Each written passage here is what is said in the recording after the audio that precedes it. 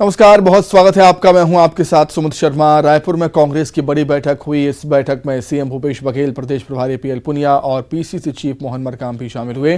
बैठक में पार्टी के सभी प्रकोष्ठों के साथ संगठन और सत्ता के बीच तालमेल पर मंथन हुआ। साथ ही बैठक में पूरे प्रदेश में बड़ा आंदोलन चलाने की रणनीति बनाई गई है।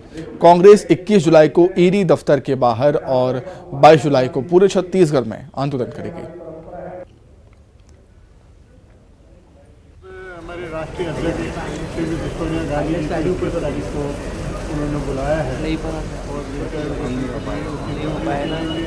ये हमें कुछ पता नहीं है, तो उसी के विरोध स्वरूप 21 तारीख को ईडी ऑफिस के सामने धरना होगा और 22 तारीख को हर जिला मुख्यालय पे इस पे धरना दिया जाएगा। सब जगह पूरी जोर शोर के साथ में ये कार्यक्रम आयोजित किया। केंद्र में बैठी भारतीय जनता पार्टी की जो सरकार है, केंद्रीय एजेंसियों को इस ढंग से दुरुपयोग कर रही है। अभी लोकसभा सत्र चल रहा है और हमारी सम्मानीय राष्ट्रीय अध्यक्षा है और सांसद भी हैं, लोकसभा में भाग लेना नहीं देना चाह रही है और 21 तारीख को फिर से ईडी बुला रही है। तो उसके विरोध में हम हर प्रदेश मुख्यालय में हम बृहद धरना दे रहे हैं और केंद्र सरकार को चेता रहे हैं कि आप जो गुरूर है, जो घमंड है, जिस ढंग से एजेंसियों का दुरुपयोग कर रहे हैं, उसका दुरुपयोग बंद करें, हमारी मांग है। छत्तीसगढ़ के कई जिलों में बारिश का दौर जारी है। नारायणपुर में बारिश की वजह से नदी नाले उफान पर हैं। सड़क पर बाढ़ का पानी होने से जिला मुख्यालय से अबूझ मार्ग का संपर्क टूट गया। वहीं धमतरी में बारिश की वजह से नदी नाले उफान पर। धमतरी के अर्जुनी थाने में एक बार फिर से बारिश का पानी घुस गया। वहीं कवर्धा में बारिश की वजह से पुलिया बह गई, जिसकी वजह से वाहनों की आवाजाही प्रभावित हुई है। वहीं कोंडागांव में भारी बारिश की वजह से जलभराव के हालात बन गए। हर तरफ बस पानी ही पानी नजर आ रहा है। सुकमा में बाढ़ का पानी कुछ लोगों के लिए परेशानी का सबब बन गया और लोगों को रेस्क्यू किया गया।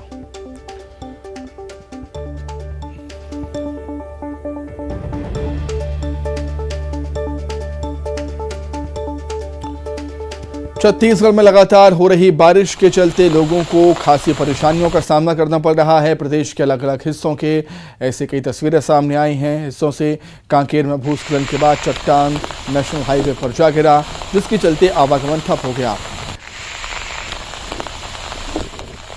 तो वहीं कोंडागांव में तेज बहाव के चलते सड़क के बहने का खतरा मंडराने लगा है। सड़क बहने पर बड़ी आबादी प्रभावित हो जाएगी। राजनाथ गांव की बात करें तो यहां पर एक बीमार को गोद में उठाकर लोगों ने नदी पार कराई। उसके बाद एम्बुलेंस से अस्पताल भेजा गया, लेकिन मरीज की जान नहीं बच सकी। तो वहीं कवर्धा में पानी के तेज बहाव के चलते पुलिया बह गई, जिसके चलते यातायात ठप होगा। स्थानीय लोग पुलिया की गुणवत्ता पर भी सवाल यहां पर उठा रहे हैं।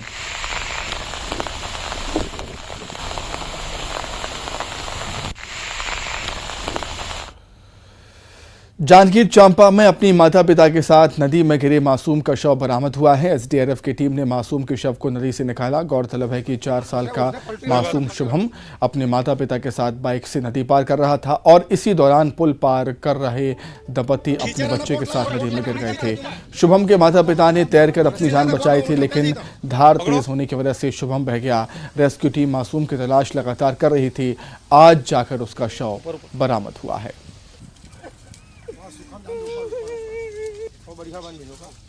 उसने पलटे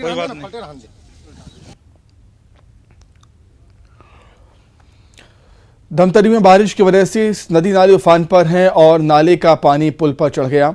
यहां लोग जान जोखिम में डालकर पुल को पार कर रहे हैं, जिससे कभी भी कोई भी बड़ा हादसा हो सकता है।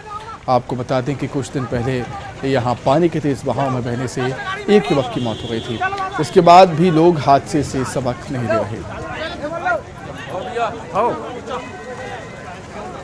हम उस बांसपारा के पुल पे खड़े, जहाँ 3 दिन पहले एक व्यक्ति की बह जाने से मौत हुई थी।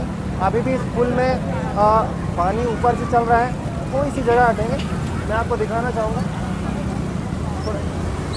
इस पुल में देखिए अभी पानी ऊपर से चल रहा है, उसके तब भी लोग पुल पार कर रहे हैं, जान का खतरा उठाकर, बाइक पर बच्चों को लेकर, सामान लेकर, और लोग पैदल भी इस पुल को पार कर रहे हैं। इस पुल में एक बार एक ट्रक भी बह चुका है और 3 दिन पहले एक व्यक्ति की बहकर मौत भी हो गई थी। 72 घंटे बाद उसकी लाश मिल पाई थी। ये बांसपारा का पुल है और लोग खतरा उठाकर यहाँ पर पुल पार कर रहे हैं। छोटे बच्चे यहाँ नज़ारा देखने के लिए यहाँ पर खड़े हुए हैं लोग की बाढ़ कैसी आती है। पुलिस की एक टीम यहाँ पर मौजूद है दोनों तरफ, जो लोगों को पार करवा रही है। पुलिस अपनी सुरक्षा में लोगों को पार करवा रही है। उम्मीद करते हैं कि लोग किसी दुर्घटना का शिकार न हो और कम खतरा उठाएं, अपनी जान को पहले तवज्जो दें, बाद में पुल पार कर थोड़ा इंतज़ार कर लें तो ज़्यादा बेहतर रहेगा। लेकिन सुरक्षा व्यवस्था जितनी होनी चाहिए यहाँ पर नहीं है। पुलिस की और गोताखोरी की टीम यहाँ पर होनी चाहिए, जो भीड़ काफ़ी लग गई है उन्हें संभाल पाए। लेकिन कहीं ना कहीं कमी है कि लोग अगर पुल के नहर के नाले के किनारे खड़े हैं, कोई फिसल के गिर ना जाए, तो इन्हें रोकने वाला कोई नहीं है। लोग तमाशा भी देखने के लिए यहाँ पर आए हुए हैं, जिन्हें पार नहीं करना है वो भी यहाँ पर भीड़ लगाकर खड़े हुए हैं। तो ऐसे में पुलिस की एक अच्छी खासी व्यवस्था की ज़रूरत है, जिसकी कमी हमें यहाँ दिखाई दे रही है। अभिषेक पांडे, न्यूज़ 18 धमतरी। धमतरी के गंगरेल बांध में लगभग 30 टीएमसी पानी भर चुका है और जिसके चलते प्रशासन ने गंगरेल बांध के गेट खोलने का फैसला किया और बांध के 14 गेट खोल दिए गए। बांध से 10,000 क्यूसेक पानी छोड़ा जा रहा है। वहीं गेट खोलने से पहले सायरन बजाकर आसपास के गांवों को अलर्ट भी किया गया और इस दौरान मौके पर प्रशासन की टीम भी मौजूद रही। रविशंकर जलाशय गंगरेल डैम में अभी हम लोगों ने महानदी में 7800 क्यूबिक मीटर पानी छोड़े हैं और 2200 क्यूबिक मीटर जो विद्युत उत्पादन है वहाँ पर छोड़ा गया है। करीब जल भराव है वो 82% हो चुका था, जिसमें आपका 32 टीएमसी पानी का जो है वो होती है और वर्तमान में 135 क्यूबिक मीटर पानी है वो बाहर से आ रही है कंटिन्यू, और ये जब तक कम नहीं होगी तब तक हमको 14 गेट हम लोग। बालोद में भी भारी बारिश से नदी नाले उफान पर हैं। कई जगहों पर करीब 2 फीट तक पानी भर गया है। लोग यहां जान जोखिम में डालकर उफनते नाले को पार कर रहे हैं, जिससे कभी भी कोई भी बड़ा हादसा हो सकता है। आ जाने के कारण 3-4 दिन तक लड़का लोग स्कूल जाने के लिए परेशानी होता है और हम लोग घूम के जाना पड़ता है और बाइक से कहीं आने जाने के लिए तकलीफ होता है। कितने दिन तक नाले में पानी रहता है? 3-4 दिन तक नाले में पानी रहता है। क्या नाम है? बलरामपुर के बीहड़ क्षेत्र में बसे बचवार गांव में पहली बार स्वास्थ्य विभाग की टीम पहुंची। टीम को अपने पास पाकर ग्रामीणों के चेहरे खुशी से खिल गए।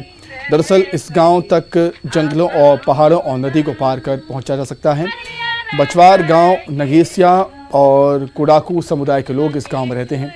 आवागमन की कोई सुविधा नहीं होने के बावजूद स्वास्थ्य विभाग ने हौसला दिखाया और गांव पहुंचकर 52 ग्रामीणों की स्वास्थ्य की जांच की।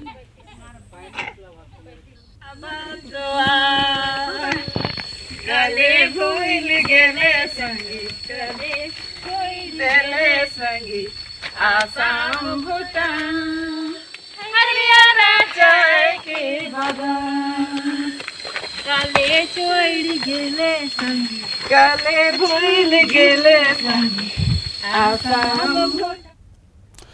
कांकेर जिले में तेज बारिश का दौर थमने का नाम नहीं ले रहा। लगातार हो रही बारिश के चलते भूस्खलन का भी खतरा बढ़ गया है। भूस्खलन होने से चट्टान के बड़े बड़े पत्थर टूटकर नेशनल हाईवे 30 पर आ गिरे। हाईवे पर पत्थर गिरने से नेशनल हाईवे 30 पर आवागमन बंद हो गया। आवाजाही बंद होने से आवागमन प्रभावित हुआ है और जिला प्रशासन की टीम ने रास्ता खोलने में यहाँ पर मदद भी की।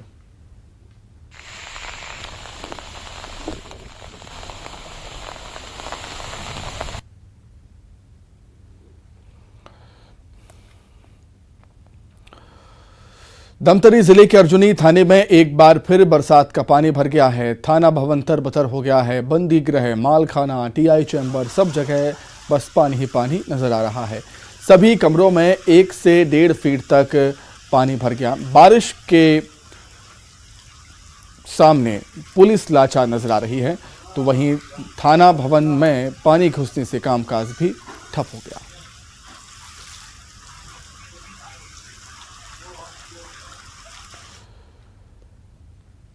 बालोद में भारी बारिश की वजह से जनजीवन अस्त व्यस्त हो गया है। जिला मुख्यालय से महज 18 किलोमीटर दूर बरही और कांडे गांव टापू में तब्दील हो गए।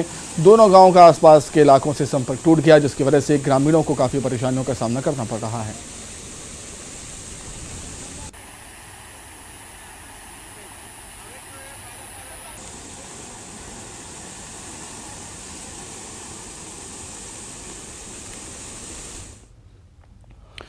कोरिया में शनिवार रात भालुओं का झुंड शहर में घुस आया, जिसके चलते शहरवासी दहशत में आ गए। सड़कों पर गश्त लगाते भालू को देखकर सभी ने घर में रहना मुनासिब समझा। और वहीं एक भालू कुएं में गिर गया, जिसके बाद वन विभाग को सूचना दी गई। वन विभाग की टीम ने डीएफओ टीम लेकर वहां पर पहुंचे और घंटों की मशक्कत के बाद भालू का रेस्क्यू कर उसको कुएं से बाहर निकाला गया।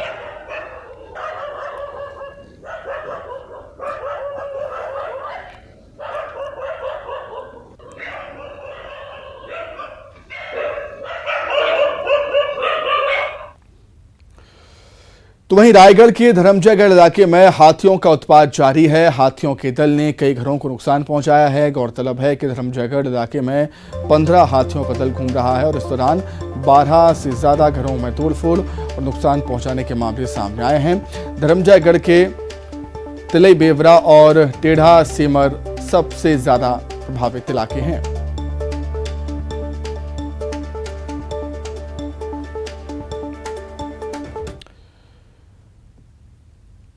कोरबा में एक अजगर ने एक बिल्ली को अपना शिकार बना लिया। मामला कोरबा के सिंचाई कॉलोनी का है, जहां अजगर ने बिल्ली को घंटों जकड़े रखा। लोग बिल्ली को अजगर के चंगुल से छुड़ाने की घंटों कोशिशें करते रहे, लेकिन वो नाकाम रहे। बिल्ली को जकड़कर उसकी जान लेने का वीडियो सामने आया है।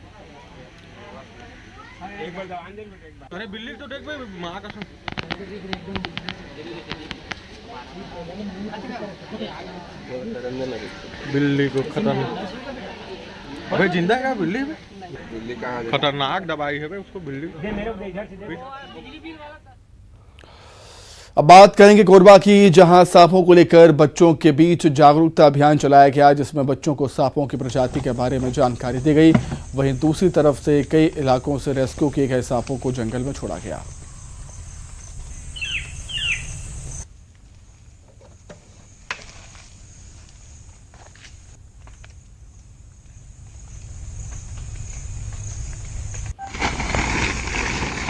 और आज हम ब्रिलियंट पब्लिक स्कूल है, वहाँ आके हम बच्चों को यही मैसेज देना चाह रहे थे कि सांप से कैसे हमको बचना है और कौन कौन से सांप कितना वेनेमस होता है, नॉन वेनेमस होता है, ये सब चीज़ के बारे में आज हम ब्रिलियंट पब्लिक स्कूल में आकर जानकारी दिए बच्चों लोग को।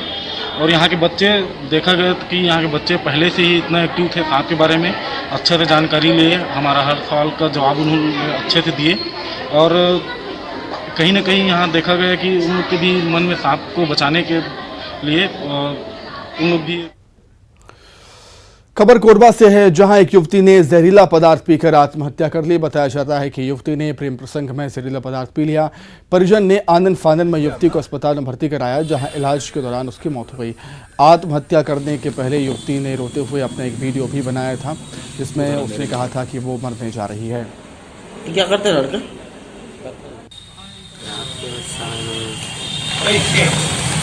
काम से आई थी, फिर रात के समय में खा पी कर सोई।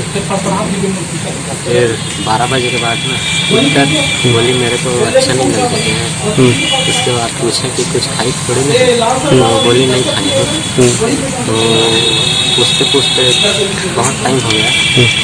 तो 3 बजे वो फिर बताई कि मैं चूहे मारने की दवाई खाई हूँ। कारण हम लोगों को बाद में पता चला। क्या? हम लोग उसके मोबाइल को देखते हैं कि कुछ मैसेज की थी, मैं मर रही हूँ ऐसी टैक्सी, ऐसे प्रेम संबंध का लगता है। सूरजपुर में एसईसीएल जरही के श्रमिक कॉलोनी में के एक मकान में संदिग्ध परिस्थितियों में आग लग गई, जिसमें एक महिला और उसके दोनों बच्चों की मौत हो गई। एसईसीएल खदान में कार्यरत संजीव कुमार नाइट शिफ्ट की ड्यूटी में काम करने गया था, जहां मकान के बाहर ताला लगा हुआ था। वहीं घर के अंदर उसकी पत्नी 2 बच्चे मौजूद थे। रात को पड़ोसियों ने घर से धुआं निकलते देखा, जिसके बाद पड़ोसियों ने घर का ताला तोड़कर अंदर जाकर देखा और बेडरूम में बुरी तरह आग लगी हुई थी, जिसको बुझाया और जिसके बाद गंभीर हालत में तीनों को अंबिकापुर भेजा गया।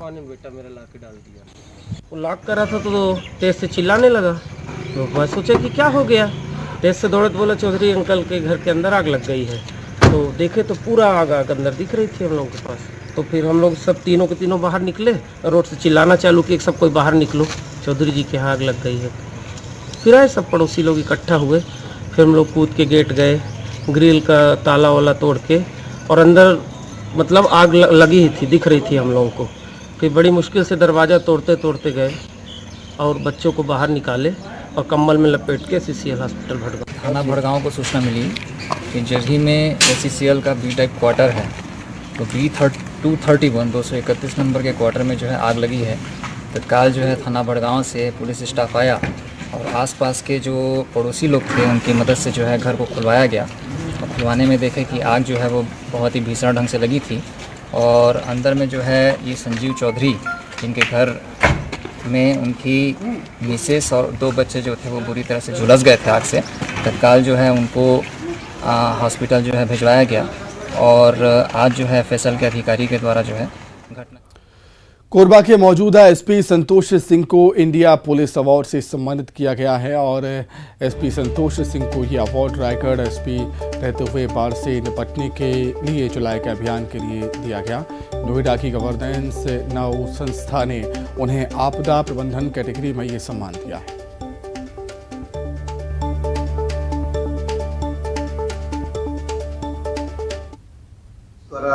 महानदी में जो बाढ़ 2020 में आई थी, उसमें एक अभियान चलाया गया था जो रेस्क्यू और सहायता अभियान था, जिसका नाम संवेदना रखा गया था। उस अभियान के तहत 48 गांवों के 451 परिवारों को न केवल जीवनोपयोगी सामग्री बल्कि अन्य जो भी ज़रूरतें थी उनकी ज़रूरतों के हिसाब से सामान भी वितरित किया गया था। सैकड़ों लोगों की जान भी बचाई गई थी, उसमें पूरा पुलिस और प्रशासन की टीमें लगी हुई थी। इसको अभी हाल ही में इंडिया पुलिस अवार्ड जो गवर्नेंस नाउ नोएडा की एक प्रतिष्ठित संस्था है उसके द्वारा दिया गया है। इसमें लगी हुई पूरी पुलिस टीम और रायगढ़ के लोगों को धन्यवाद। और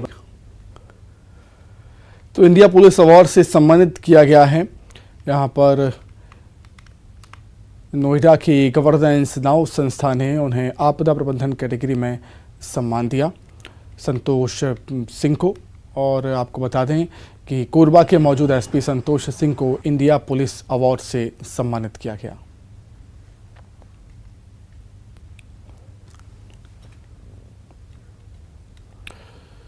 जशपुर के गोलियागढ़ शिव मंदिर में अचानक से भक्तों की भारी भीड़ देखने को मिल रही है। दरअसल कोतवा नगर पंचायत के गोलियागढ़ शिव मंदिर में नंदी की मूर्ति के पानी पीने की खबर फैली। खबर मिलने के बाद पानी पिलाने के लिए श्रद्धालुओं की भीड़ वहां पर देखने को मिली, और वीडियो भी इसका वायरल हो रहा है। काफ़ी वीडियो को देखने के बाद बड़ी संख्या में भक्त पानी लेकर मंदिर पहुंच रहे हैं। फिलहाल प्रकृति की इस घटना को कोई चमत्कार कहें या विज्ञान का करिश्मा, लोग तो इसे शिव का चमत्कार ही मान रहे हैं और अपने हाथों से पानी पिलाने को उत्सुक नजर आते हैं नंदी की प्रतिमा। तो ये तस्वीरें देखिए किस तरीके से जो लोग हैं उनकी आस्था इतनी ज़्यादा है कि आप देखिए तस्वीरों में किस तरीके से नंदी महाराज को पानी पिलाते हुए लोग नज़र आते हैं। सावन का महीना भी चल रहा है और बड़ी संख्या में लोग पहुंच रहे हैं नंदी की मूर्ति को पानी पिलाने के लिए। जशपुर के गोलियागढ़ शिव मंदिर का ये वाकया है जहां पर भक्तों की भीड़ लगी हुई है। कोतवा नगर पंचायत के गोलियागढ़ शिव मंदिर में नंदी की मूर्ति पानी पी रही है।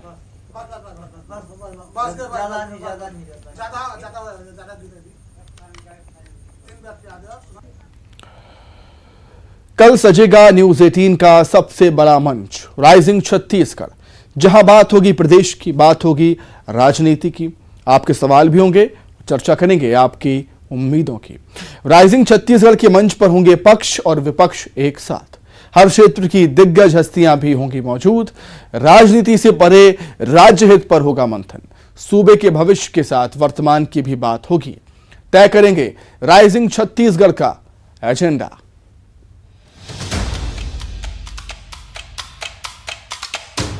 सजेगा छत्तीसगढ़ का सबसे बड़ा मंच। सबसे बड़े मंच पर जुटेंगे सबसे बड़े दिग्गज, जहां होगी नवा छत्तीसगढ़ गढ़ने की बात।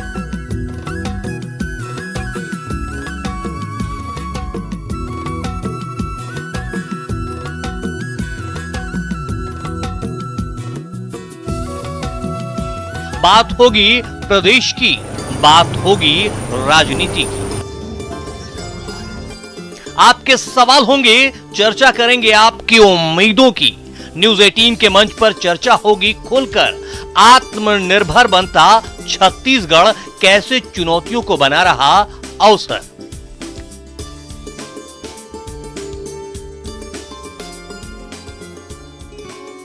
इस मंच पर विपक्ष की तरफ से होंगी बड़ी हस्तियां, बदलती सियासत पर रखेंगे दिग्गज अपनी बात। न्यूज 18 नेटवर्क का सबसे बड़ा मंच, जहां होंगे पक्ष और विपक्ष एक साथ। हर क्षेत्र की दिग्गज हस्तियां भी होंगी शामिल।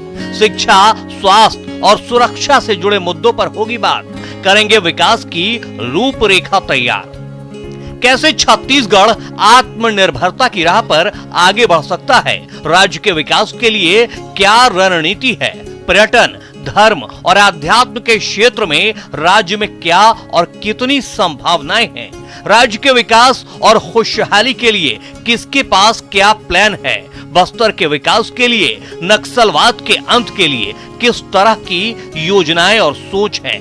इन तमाम बड़े सवालों के जवाब राइजिंग छत्तीसगढ़ के मंच से राज्य की जनता को मिलने वाले हैं। इस मंच पर मुख्य अतिथि के तौर पर प्रदेश के मुख्यमंत्री भूपेश बघेल के साथ ही तमाम हस्तियां मौजूद होंगी। राइजिंग छत्तीसगढ़ के मंच पर 2023 के संग्राम से पहले दिग्गजों की सबसे बड़ी सभा होगी। न्यूज 18 के इस मंच पर 3.5 साल में सूबे में हुए विकास पर सीएम भूपेश बघेल से होंगे सवाल। उनसे जानेंगे सूबे के समग्र विकास के संकल्प के साथ कैसे नवा छत्तीसगढ़ गढ़ रही है भूपेश सरकार।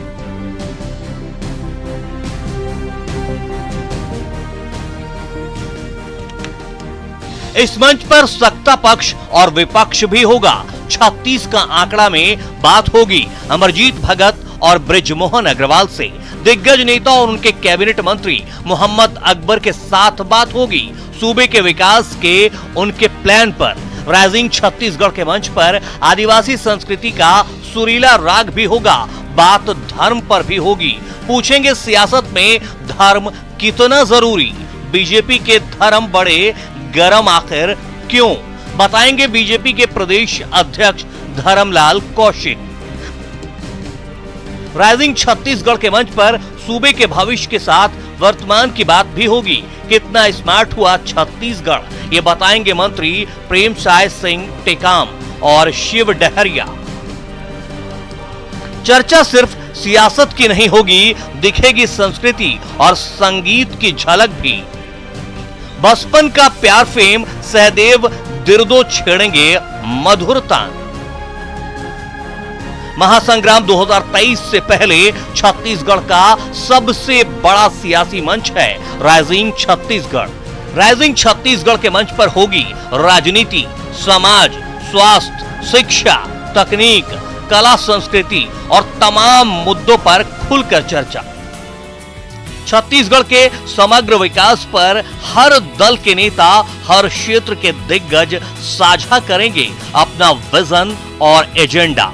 तो एक बार फिर आप हो जाइए तैयार सबसे बड़े मंच से छत्तीसगढ़ के सबसे बड़े सवालों के जवाब पाने के लिए।